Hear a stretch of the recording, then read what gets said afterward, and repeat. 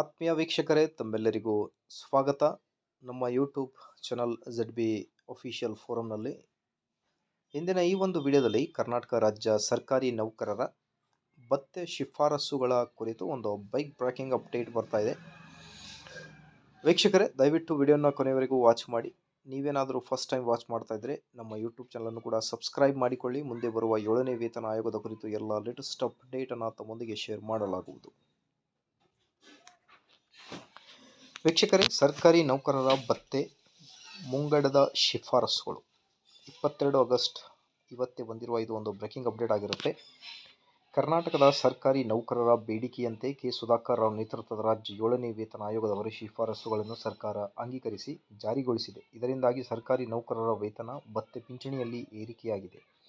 ಆಯೋಗ ನೌಕರರ ಭತ್ಯೆ, ಮುಂಗಡ, ಇತರ ಸೌಲಭ್ಯಗಳನ್ನು ಹೇಗೆ ಲೆಕ್ಕಾಚಾರ ಹಾಕಲಾಗುತ್ತೆ ಎಂದು ವರದಿಯಲ್ಲಿ ಮಾಹಿತಿ ನೀಡಿದೆ. ಅಲ್ಲದೆ ಈ ಕುರಿತು ಹಲವು ಶಿಫಾರಸುಗಳನ್ನು ಸಹ ಮಾಡಿದೆ.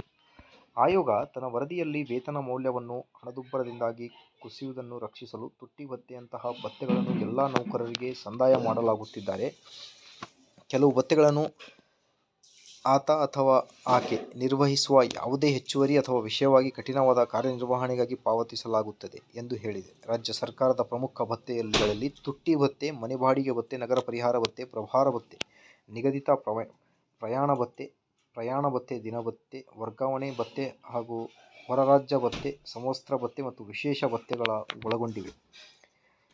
ಎಲ್ಲ ಇಲಾಖೆಗಳ ಪತ್ರಾಂಕಿತ ಆಪ್ತ ಸಹಾಯಕರು, ಶೀಘ್ರ ಲಿಪಿಗಾರರು, ಬೆರಳಚ್ಚುಗಾರರು, ವಾಹನ ಚಾಲಕರು ಮತ್ತು ಲಿಫ್ಟ್ ಅಟೆಂಡರ್ಗಳಂತಹ ನಿರ್ದಿಷ್ಟ ಪ್ರವರ್ಗ ನೌಕರರಿಗೆ ನೀಡುವ ವಿಶೇಷ ಭತ್ಯೆಗಳಲ್ಲಿ ಏಕರೂಪತೆ ಇದೆ.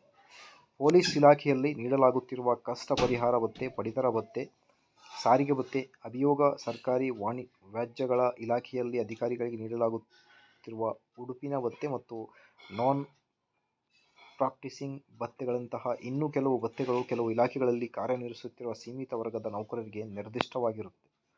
ಸಾಮಾನ್ಯ ಪರಿಶೀಲನಾ ವಿಧಾನ ಹೇಗಿರುತ್ತೆ ಅಂತ ನೋಡ್ತಾ ಬಂದರೆ, ಪ್ರಚಲಿತದಲ್ಲಿರುವ ಭತ್ಯೆಗಳ ದರಗಳಲ್ಲಿ ಹೆಚ್ಚಳ, ಹೊಸ ಭತ್ಯೆಗಳ ಮಂಜೂರಾತಿ ಮತ್ತು ಜಾರಿಯಲ್ಲಿರುವ ಕೆಲವು ಭತ್ಯೆಗಳನ್ನು ಹೊಸ ವರ್ಗದ ನೌಕರರಿಗೆ ವಿಸ್ತರಿಸುವುದಕ್ಕಾಗಿ ಇಲಾಖೆಗಳ ಮುಖ್ಯಸ್ಥರೊಂದಿಗೆ ನೌಕರರ ಸಂಘಗಳಿಂದ ಮತ್ತು ವೈಯಕ್ತಿಕವಾಗಿ ನೌಕರರಿಂದ ಹಲವಾರು ಕೋರಿಕೆ ಮತ್ತು ಮನವಿಗಳನ್ನು ಆಯೋಗ ಸ್ವೀಕರಿಸಿದೆ.